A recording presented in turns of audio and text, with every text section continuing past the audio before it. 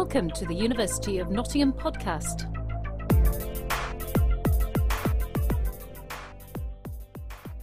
The School of Biology recently celebrated 200 years of Darwin with a special lecture by the man himself and selection of Darwin-related activities in the Portland building. In this podcast we chat to Professor John Brookfield, who was Darwin for a day. How did you come to be Darwin? Well, I think I was approached by the organiser, Sarah Pearce, who's in charge of outreach here in the school, and she asked me first whether I could think of anyone who might be persuaded to be Charles Darwin, and I said, well, actually, now you mention it, I wouldn't half mind having a go at that myself. But I was talking to her last week, and I was saying, well, have I actually stolen the chance of everyone else to be Charles Darwin? And she said, no, actually, we had you in mind. You know, I just thought that would be the right way to ask you. Ladies and gentlemen, I feel somewhat confused and bemused by the fact that I have ended up here. Apparently, as a result of the invention of Mr. H.G. Wells, I have ended up in this time and place, which is different from that which I'm used to. I'm interested in that sort of work of Charles Darwin, because in our first year lectures here at the university, I do the Darwin bit. So I talk about his work to the first year students in my course. This is obviously a very significant milestone, 200 years of Darwin. What would you regard as the most significant scientific advance since the advent of this theory, since it was made public? Well, I think the most important missing link in the Darwinian theory was very much the understanding of heredity, because Darwin didn't really understand heredity, didn't understand how characteristics were passed on from one generation to another. And perhaps ironically, it was experiments carrying out at the same time as he was working over in the Czech Republic, what's now the Czech Republic, Austro-Hungary there, by Gregor Mendel, which were sort of giving us the first clues as to how genes are inherited. And since then, of course, the 20th century is in a way the century of genetics, where we worked out not just how genes are inherited, but we also worked out their physical nature as DNA. And so that was perhaps what dominated science in the 20th century, and Darwin knew nothing of that, and that was a huge missing link in his theory. Because of course DNA and pathology, that's a big part of your work and your interest. That's obviously come on leaps and bounds. Yeah, well, DNA is the heart of all biology now, so most people who work in all sorts of fields like immunology, ecology, genetics obviously, but physiology, everyone seems to end up studying DNA or the copies of DNA which exist as RNA. So people say that genetics has now spread out so that all biology has become genetics, and it's not entirely clear what a geneticist does anymore, because everyone's a geneticist. You know? I was beginning to realise that hundreds of millions of years was sufficient time for all of the living things alive on Earth to be descended from a single form by a process of gradual descent with modification. And this picture from my notes almost 2 decades ago now shows living forms, B, C and D, in a tree of life connecting to many fossil and extinct forms.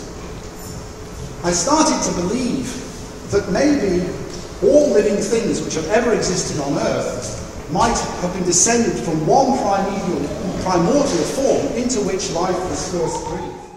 Now, there was an interesting question raised at the lecture. If Darwin had been alive today, what would he be doing? What would his research area be, do you think? I would think he would still be working on actually the origin of species, because his book was called The Origin of Species, but he didn't really know very much about how one species splits into two, but he had to call his book The Origin of Species because it was very important for him that people realised that he was advocating a process which didn't just cause breeds of dog to differ one from another, but actually could, given enough time, cause a dog and a cat to have shared ancestry. In other words, his theory applies to variation from one species to another and how new species are formed. Now, it's still true that we still don't know in detail the process whereby one species splits into two. And again, DNA doing genetics is really having a major impact on that over the last, say, 20 years, where people are trying to identify, for example, when two species split into two, does all the genomes split at the same time, or does some of the genomes split early and then bits still stay sort of hybridizing later on? And it's very much being approached from a molecular and a DNA-based point of view now. And I think probably that's where Darwin would be now if he was working in science. He'd be trying to work out the origin of species. It's quite interesting to me to find out something I certainly didn't know, that this amazing theory possibly could never have come to light. There was a time when he'd sort of shelved it.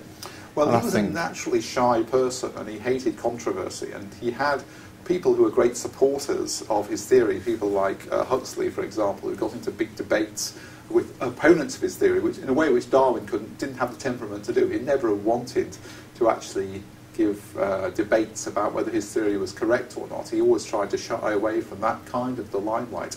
And also, of course, that he knew perfectly well that there would be enormous religious objections to his theories. So he, in a sense, he was facing the whole established church, which was probably more powerful in 1859 when his book came out than it seemed to be now.